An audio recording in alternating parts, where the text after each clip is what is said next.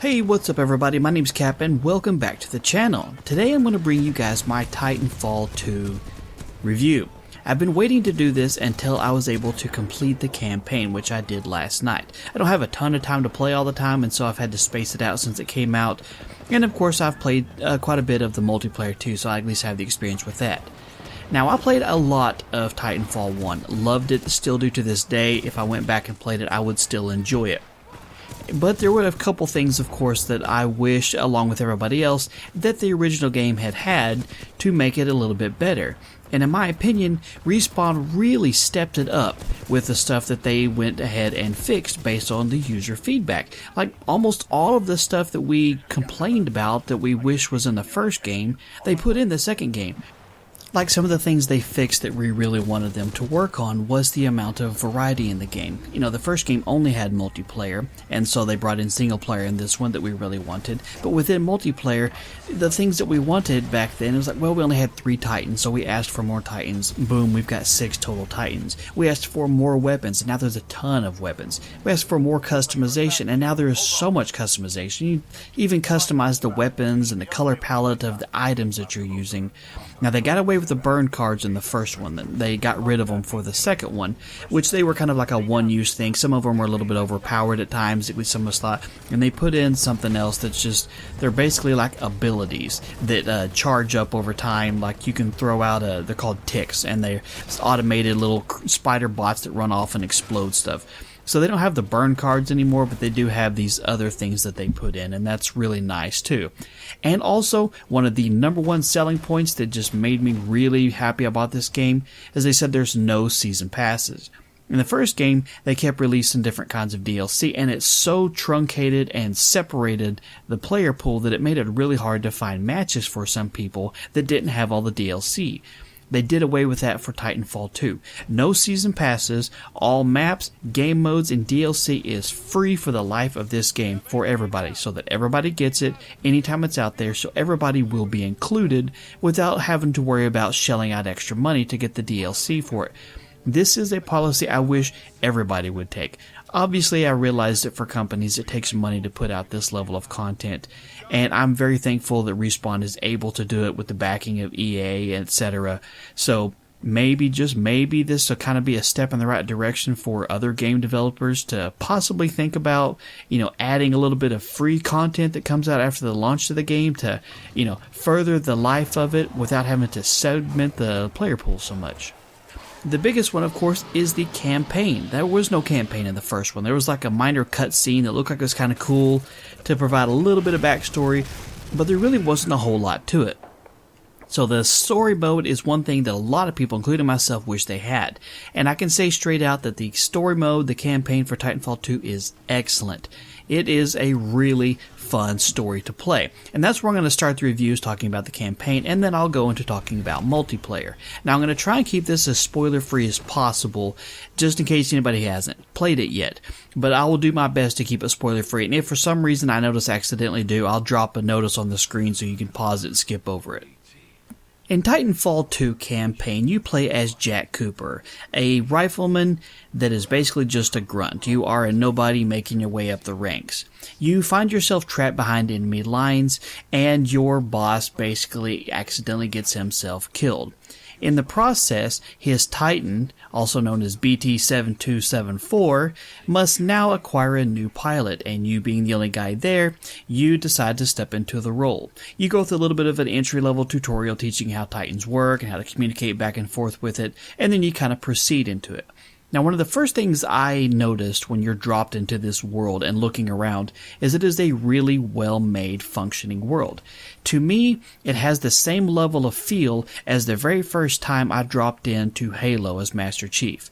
If you recall what it looked like when you're standing inside the Halo and you have this well-formed world of mountains and plains and rivers and a huge ecosystem, and you can stare up into the sky and see the loop of the halo around you and how this entire thing is built, and you can tell that you're on an alien world, but it looks so well developed. That's the same thing in Titanfall 2. It really has a Halo feel to it as far as it looks familiar, but you can tell you're on an alien planet by the plant life, the animals running around, etc.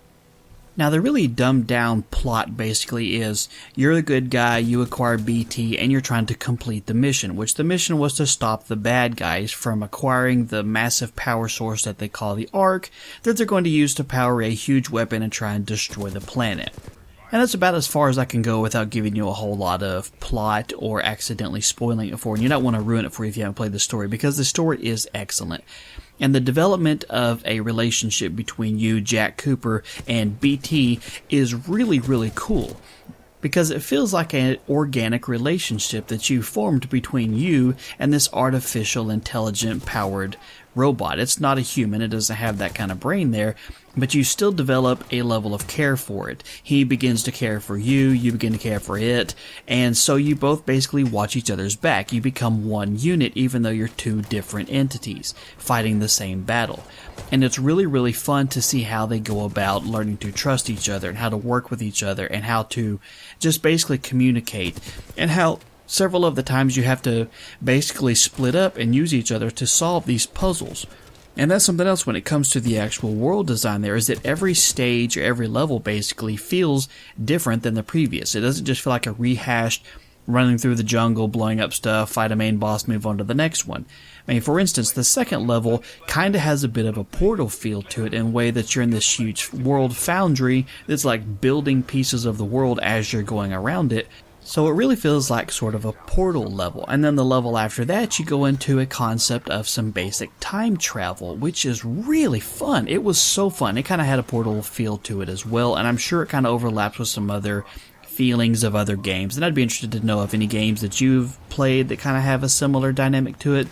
And the battle sequences you have throughout there. I mean, you may be running along and you may not see anybody for a little bit, and then you'll encounter a small squadron of just some grunts that you got to take down, just some regular riflemen like yourself. And then you have Reapers that you have to take out, which are basically like miniature versions of the mechs. They're not a huge annoyance, but they're just enough of a threat where you do have to pay attention to them. And then, of course, you have the Titans themselves. And within the actual single-player version of Titanfall, BT can be upgraded to 8 different possible loadouts. So versus like multiplayer, when you have 6 different Titans that you can choose from, and they all have their standardized classes and you can't really change it. The single player, you have just BT, and you can alter his loadout on the fly too. You don't even have to have like a certain station. You just go into one of the radial menus, select which one you want to, and boom, your entire loadout has been changed. And each one of those loadouts has its pluses and negatives as far as how good it is, and so you may find yourself switching back and forth between these throughout the entire game to make it a little bit easier in certain situations. And the farther you get into the game, the more difficult the challenge is to complete the stages. You don't have just 1 or 2 Titans. Sometimes you run into where there's entire squadrons, and it's you and your friendly squadron of Titans versus a squadron of enemy Titans mixed in with grunts on the ground and Reapers running around, and some Titans can fly. And so you end up with these very large-scale battles that don't take up a whole lot of room, so it's a whole lot of fun making your way through these battles and the levels, and of course the score is excellent to go along with it, adds that sense of drama and urgency to it.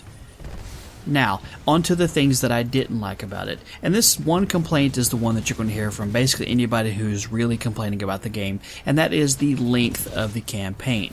It's only about 5 hours, now give or take depending on your skill level and how slow you're going about it. I completed it on normal because all I wanted to do was just experience the story and be able to absorb what was going on and really just enjoy it without having to stress out on having to worry about getting one shot killed if you're putting on the most extreme modes. But the game itself is only about 5 hours long, and it's disappointing only because it's so much fun that you wanted to keep it going. Now realistically, if they could have doubled that, 8 to 10 hours, I think it would have been just about right. But here's something I thought of, because after the game was over, and the way it ended I'm not going to tell you, and then watching all the credits, the way they kind of left it sitting there, I don't necessarily think that it's completely finished. I think realistically they could bring in some more story mode for us. They could bring in a little bit further, because the way they left it open-ended didn't close the book on anything. It was kind of the start of a next chapter. Whether they do or not, I have no way of knowing. Of course, they could completely not leave the story mode alone until Titanfall 3 comes out and just try and pick up from where it is there. Who knows? But I wish the story mode was longer only because it was so much fun. I really, really did enjoy that. And now onto the multiplayer side of the game. I've got to play quite a bit of it, not a ton, but enough to get a good feel for it. I don't remember what level I'm actually in, but I'm having a lot of fun with it. Sometimes I suck, sometimes I'm good. It just kind of goes back and forth. I'm not a consistent beast player in the game. As far as I can tell, the movement system and the mechanics on how the players actually move around the map didn't change from the first game. It still feels like the same speed to me, maybe just a fraction slower, but the only reason why they did that was because they put in the new slide mechanic, and they put in the grapple ability that you can use, so you can like hook shot yourself to walls and ceilings and kind of propel yourself almost Spider-Man-esque.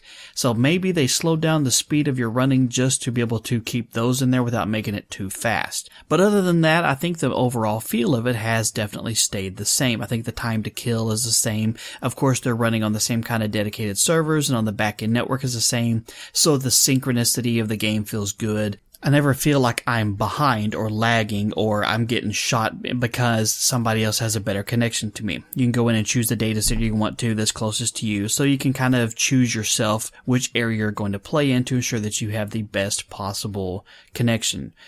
Now, when it comes to the actual stage design, there's some changes I wish they hadn't made. Like, there's a few of the stages where everything feels like it's a little bit clustered together. It feels a little bit tight in spaces. Now, if all you were doing was playing like pilot versus pilot, there's ample amounts of room. But there's quite a few stages to where if you're trying to get your Titans through a certain area, it's a huge bottleneck. And so you end up having Titans lined up in single file line with no way to get through the door. And of course, if you have to try and retreat and there's a Titan standing there, you get completely blocked off. I remember a few of the stages in Titanfall 1 were really wide open. There was lots of room to move. If you're going to do your boost jump sideways, you had room to go. It felt like a lot of stages were outside, and there was a lot of outside space to every one of the maps. So you had plenty of room for these epic Titan fights. Titanfall 2, the maps are really good. You never really feel like you're very far from the action. So even if you spawn in, which the spawns are great by the way, even if you spawn in a decent chunk away from where you died, you don't have very far to go before you start running back into the action itself. But I do wish that a lot of the maps had a little bit more open to it. In Titanfall 2, it feels like there's a lot of interior to the game. And so as a pilot, there's a lot of room to move and wall run and bounce in and out of windows and doors and corridors to go into for some close quarters combat. It's not all just long range shots. Now, some stages are that way, of course, but there's a lot of stages that are more close quarters.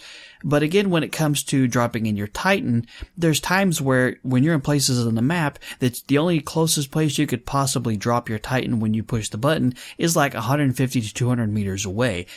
And it automatically chooses the closest place to drop it based on where you're currently standing, and it has a clear spot to drop it. But like I said, sometimes you end up with a long ways away from where you currently are, and many times I've died trying to even get to the area in which it dropped it in. And so stages like that, it's almost better to play pilot versus pilot and just have the one-on-one battles there, because the spots that it does have for you to bring in a Titan is so tight and narrow that you end up in single-player lines running into each other. You're getting each other's way. It's hard to shoot over each other. And so to me, there's parts of the map design I really wish they would have left a little bit more open like the original game. Now, weapon variety, there's a ton of it there, but the one thing that I can say is a kind of a complaint is the progression levels. You don't level up really fast, especially if you're not doing well. Now, if you're on a team that's doing well and you're trying and doing your best, you'll still get some points. And the currency system that you use, you can actually buy stuff ahead of time to unlock it. But if you're not winning, you're not beasting and getting a ton of points, you don't get a whole lot of that to buy them with. And sometimes a gun may cost $200, or if you want to buy the next Titan, it's $200, and you might finish a round and only get like 16 total. So you have to play a lot to grind it up.